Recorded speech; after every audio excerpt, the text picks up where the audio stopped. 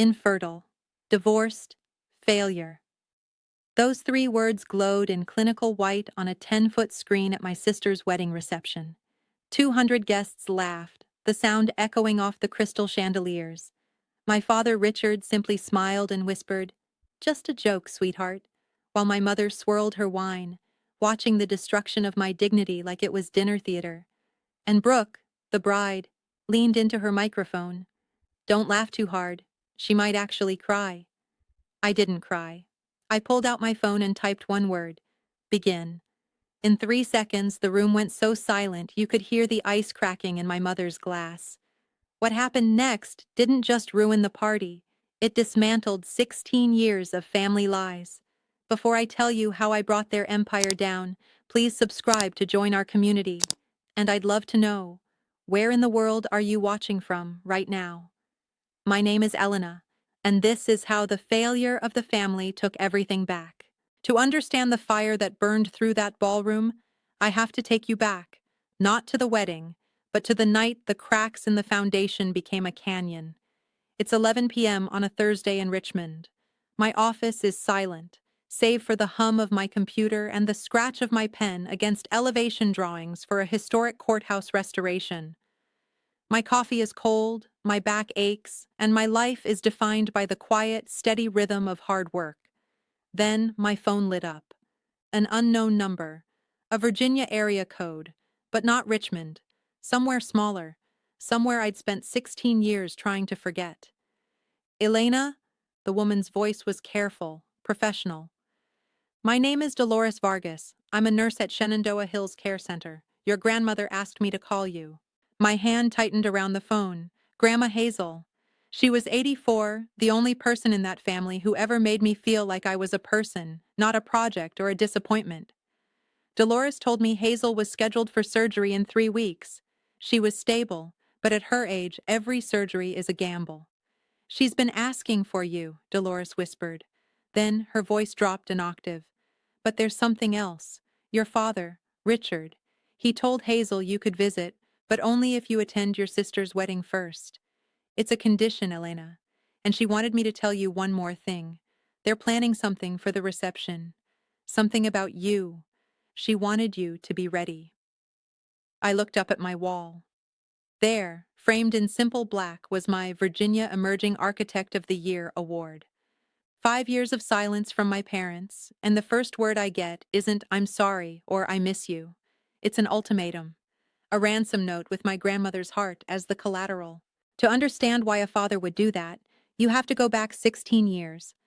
I'm 18, sitting at the mahogany kitchen table in Millbrook, Virginia, a town where everyone knows your last name and exactly what your father is worth.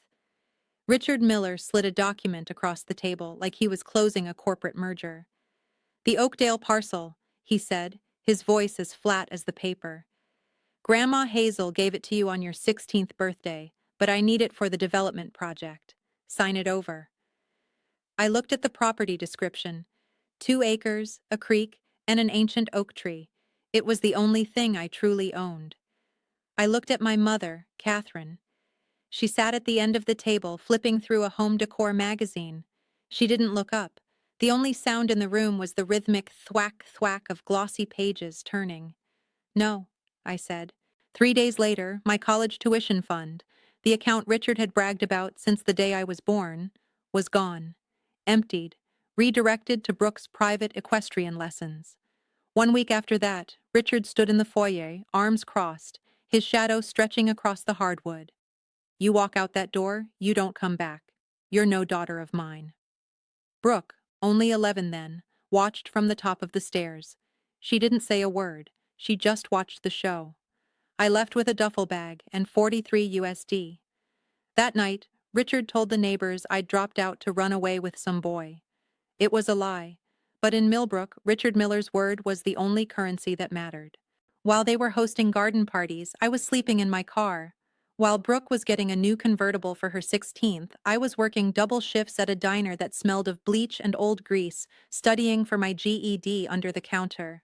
I clawed my way into Virginia Commonwealth University on scholarships. I chose architecture because I wanted to build things that lasted, things that couldn't be taken away with a signature or a tantrum. I graduated at 23. Nobody from the Miller family was in the pews. I walked across that stage, shook the dean's hand, and went home to eat takeout on the floor of my studio apartment, alone. At 24, I married a man Richard would have loved, charming, wealthy, and eventually suffocating. He was a smaller, quieter version of my father. I got out at 27. At 28, a doctor told me I couldn't have children. A private medical fact. A quiet grief. Somehow, Brooke found out. My family stayed in touch with my ex-husband because he had leverage. Now, at 34, I'm a senior architect at Mercer and Hollis. I don't hide my life because I'm ashamed. I hide it because I stopped performing for people who had already decided I was nothing. The morning after the nurse's call, I knocked on the glass wall of my colleague, Julian Vance. Julian is ex-Army IT, the most unflappable man I know. I told him everything. The wedding, the slideshow warning, the nursing home ransom. Julian leaned back, his eyes narrowing. If you go, Elena, you go with a tactical plan, not a hope. They've already loaded the weapon. Let's just make sure we're the ones with the safety switch. I booked a hotel in Millbrook that night. I didn't know then that I was walking into a trap, but for the first time in 16 years, I was glad my family underestimated me. They thought they were inviting a ghost to a banquet. They didn't realize they were inviting the architect who knew exactly how to bring the whole house down. 3 weeks before the wedding, Richard required a family dinner. It was his condition, his toll, before he'd clear my name at the nursing home front desk. So, I drove the 2 hours to Millbrook. The Miller estate hadn't changed. White columns, a manicured lawn that looked like it had been trimmed with nail scissors, and an American flag snapping in the breeze. It was the performance of respectability, polished to a high gloss. When I stepped inside, no one hugged me. My mother, Catherine, looked me over with a clinical eye. "You look thin, Elena. Are you even eating?" It wasn't a question. It was an opening move, concern wrapped in a blade. I didn't tell her I run 3 miles every morning, or that I'm stronger than I've ever been. I just walked to the dining room. Richard sat at the head of the table, presiding over the meal like a judge. "So," he said, not looking up from his steak, "what are you doing with yourself these days? Answering phones at some office?" I picked up my fork. "I work at a design firm, Dad." I didn't correct him. I didn't mention my senior status or my awards. If he wanted to believe I was a receptionist, let him.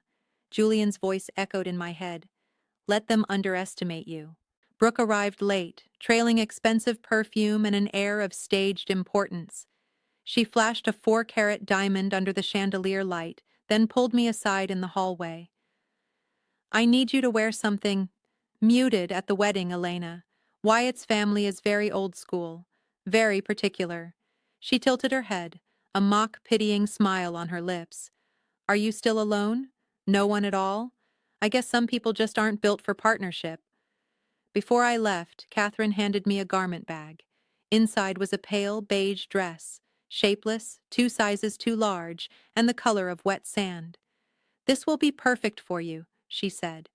At the door, Richard's hand clamped onto my shoulder. "The Sterlings are old money, Elena. One wrong move, one scene, and this merger dies. Don't embarrass us." I drove away, the name echoing in my mind. Sterling. I knew that name, not from Brooke's engagement photos, but from a project file sitting on my desk in Richmond. Monday morning, I pulled up the client database, Sterling Heritage Foundation. There it was. My firm had been contracted for the Millbrook Textile Mill restoration, a multi-million-dollar project converting an 1800s mill into a community arts center. The client contact? Victoria Sterling, Wyatt's mother. I had been the lead architect on this project for 6 months.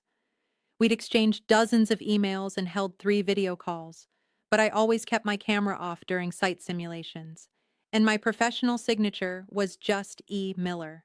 She knew my work, she knew my design philosophy, she just didn't know my face. I sat with that realization for a long time. I wasn't like Richard. I didn't weaponize people, but I filed the information away. If the Millers wanted to play a high-stakes game, they should have checked the board first. That evening, Julian was at my apartment, his laptop glowing. "The venue is the Millbrook Country Club," he said. "They've hired a local AV company for the sound and the projector, and guess what? They're short-staffed for the wedding season. I applied as a freelance tech. I'm in." "Julian, you don't have to do this," I whispered. "Elena, they've already built the gallows," he said, his voice hard. "I'm just making sure the floor doesn't drop when they pull the lever." By Wednesday, Julian was confirmed for the event. He'd have access to the soundboard, the USB inputs, and the lighting. I spent the night preparing my own presentation. No attacks, no insults, just the factual record of my life. Slide 1, my graduation day, smiling alone. Slide 2, my architecture license. Slide 3, a photo of me on a job site, hard hat on, blueprints in hand. Slide 4, the Architect of the Year award. I saved it to an encrypted drive and handed it to Julian. "You're not going to war, Elena," he said. "You're just setting the record straight. But if they fire the first shot, you'll be ready to fire the last." 1 week before the wedding, I finally saw Grandma Hazel. Richard had cleared me for a 30-minute supervised visit. Catherine sat in the hallway texting, refusing to enter the depressing room. Hazel looked smaller, her white hair like spun sugar, but her eyes were sharp. The second I sat down, her grip was like iron. "Don't let them break you again," she whispered. She reached under her pillow and pulled out a photocopy of a deed. The 2-acre Oakdale parcel. My name was still there, clear as day. "Richard tells everyone it's his," she murmured. "But he never got the signature he needed 16 years ago. He's been building his empire on a lie, Elena. The land is yours. It always was." I walked out of that nursing home with a grandmother's blessing and the one thing Richard Miller feared most: proof that he had no power over me. The wedding day arrived under a sky so blue it looked painted. Millbrook Community Church was a sea of luxury SUVs and local royalty. I wore my navy dress, the one I'd bought with my own money, leaving my mother's beige sack hanging in the hotel closet like a discarded skin. I sat in the very last pew. No one greeted me. No one even shifted to make room. Richard worked the aisle like a senator, all handshakes and practiced smiles. Catherine floated near the altar, whispering to a friend, "Both my daughters are here today, even the difficult one." She laughed, a light tinned sound that didn't reach her eyes. The ceremony was a blur of expensive lace and Brooke's long, self-centered vows. Across the church, I spotted Julian near the side entrance in a black polo. He gave the smallest nod. My heart hammered against my ribs, but my hands were steady. The reception at the Millbrook Country Club was the pinnacle of the Miller performance. Crystal chandeliers, white linen, and a massive 10-foot projection screen behind the head table. I was seated at table 14, the exile table, tucked next to the kitchen door where the smell of dish soap and the clatter of plates drowned out the music. Brooke took the microphone for the first toast. She thanked the florists, the planners, and her new in-laws. Then she looked toward the back of the room. "And my sister, Elena, who actually managed to show up today. That's something, right?" Scattered, uncomfortable laughter rippled through the room. Richard clinked glasses with Wyatt's father, Richard Sterling, while Victoria Sterling sat beside them, her posture perfect, her wine untouched. Then the lights dimmed. "And now," Brooke's maid of honor announced with a smirk, "a special tribute to the Miller family." Soft piano music began. Baby photos of Brooke filled the screen. Brooke at ballet, Brooke on a pony, Brooke with Richard. I wasn't in a single frame. The room cooed. Then the music shifted, playful, almost mocking. A drum roll sounded. The screen read, "Let's meet the rest of the family." Under the table, my thumb hovered over the send button on my phone. I made myself a promise. If the next slide was even remotely decent, I wouldn't press it. I'd take the joke and leave. I gave them one last chance to be human. The screen changed. My face filled the frame, a grainy, unflattering photo from high school. Beneath it, in bold letters, "High school dropout." The room tittered. Next slide, a cracked heart emoji. Divorced. The laughter grew louder. Next, an animation of an empty wallet. Brooks broke Big Sis. Someone at a front table snorted into their champagne. Then, the final slide loaded. A clip art baby with a red X through it. The word filled the screen in 10-foot letters. Infertile. The room went deathly silent. It was the kind of silence that happens when a joke goes too far and becomes an assault. Brooke leaned into the mic. Don't laugh too hard. She might actually cry. Richard leaned back, whispering to the Sterlings, Just a joke, sweetheart. Lighten up. Victoria Sterling didn't laugh. She set her glass down with a sharp clack. Her jaw tightened as she looked at the screen, then at me. That was the line. They didn't just cross it. They broadcasted my private medical grief to 200 strangers for sport. I pressed send. The screen froze. Tech issues. Brooke waved toward the back. Can someone fix that? In the booth, Julian pulled Brooke's drive and slammed mine in. The screen flickered to life. White text on a black background. The real Elena Miller. The room held its breath. Richard stood up. Turn it off. Julian, stop this. But Julian had locked the utility door. Slide 1. Me at graduation, cap and gown, diploma held high. No one came to my graduation. I went anyway. A woman at table 3 gasped. Slide 2. My architecture license. Licensed architect, Commonwealth of Virginia. The murmurs turned into a roar of whispers. Slide 3. Me on a construction site, hard hat on, blueprints in hand. Senior architect, Mercer and Hollis. Victoria Sterling stood up. Slide 4. My award. Virginia Emerging Architect of the Year. The final slide appeared. The measure of a family is how they treat their most vulnerable. I stood up from table 14. I didn't need a microphone. I didn't drop out, I said, my voice cutting through the silence like a blade. My father pulled my tuition because I wouldn't give him my land. I worked double shifts at a diner to build a life you couldn't touch. Victoria Sterling walked straight to the center of the room. She ignored Richard. She ignored Brooke. She looked at the screen, then at me. E. Miller? She asked. Yes, Victoria, I replied. Victoria turned to Richard Miller, her voice cold enough to freeze the room. Richard, the woman you just humiliated is the lead architect I hired to restore the Millbrook Mill. She is the most talented professional I know. The color drained from Richard's face, leaving him gray and exposed. I didn't know. You didn't know because you didn't bother to know your own daughter, Victoria snapped. She turned to Wyatt. Son, we're leaving. We need to have a very serious conversation about who you're marrying. The empire didn't just crack. It shattered. Richard lost the Sterling deal. Brooke lost her wedding's dignity. And I walked out into the October night, finally breathing air that wasn't thick with their lies. I wasn't a dropout, a failure, or a joke. I was Elena Miller, and I was finally home. The aftermath was a slow-motion car crash of reputation. As Victoria Sterling walked out, the gravity of the room shifted with her. Half the guests owed her foundation a favor. The other half feared her influence. Richard stood frozen in the center of the ballroom, the confident flush of a local titan replaced by a sickly, ashen gray. Victoria, wait! Catherine scrambled after her, the polished hostess mask finally cracking. This is just family drama. You know how it is.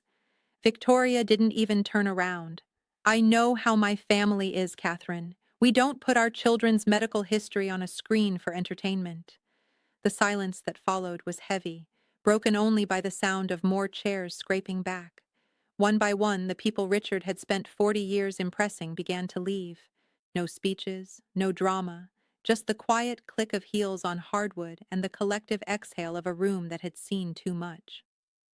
Brooke sat alone at the head table, her veil crooked, her mascara streaking. She looked at Wyatt, pleading, but he stepped back, his hand falling from her side. You told me she was unstable, Brooke. You said she was jealous of us. He looked at the screen, at the word senior architect, then back at his bride.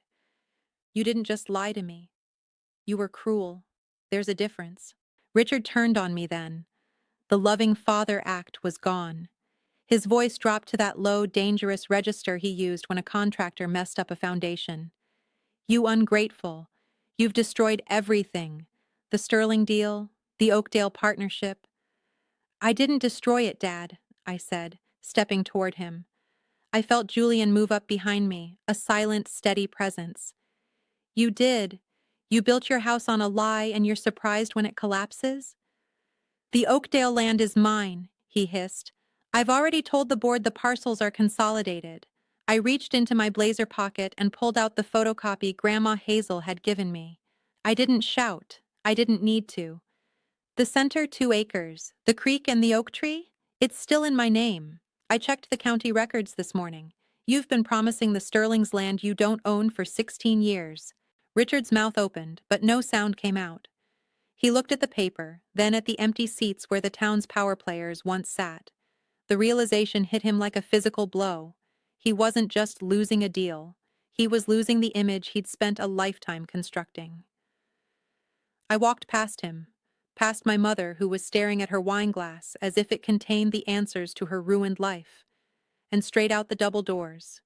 The October air was sharp and clean. I sat in my car, hands on the wheel, and for the first time in a decade, I didn't feel the weight of their expectations. Julian tapped on the window, holding 2 gas station coffees. He slid into the passenger seat. You okay? I'm better than I've been since I was 18, I whispered. My phone buzzed, a text from Dolores, the nurse. Your grandmother saw it all. Someone's niece was live streaming the reception to a family group. Hazel is laughing. She said, "That's my girl." I closed my eyes and let out a breath I'd been holding for 16 years. In the weeks that followed, Millbrook rearranged itself. Richard lost his board seats. Catherine was quietly removed from the gala committee. Brooke and Wyatt entered counseling, but rumor has it he's living in his parents' guest house. I'm back in Richmond now. The Millbrook Heritage Project is officially moving forward, with me as the lead architect and Victoria Sterling as my biggest advocate. The Oakdale land? It's staying exactly as it is. A piece of dirt that belongs to me, where the creek still runs and the oak tree still stands. I don't go home for the holidays anymore. I don't wait for a phone call that will never come. Because I realize that family isn't a blood type. It's a choice. And I've finally chosen myself. Building a life from the wreckage of betrayal taught me one thing. Your value is defined by your resilience, not by someone else's narrow perception of you. You don't need permission to be great. You just need the courage to stand up. If Elena's journey inspired you, please like this video and subscribe to join our community of overcomers. I want to hear from you. What is one boundary you're setting for yourself this week? Drop a comment below. Thank you for being here and for listening to my story. Until next time, stay strong.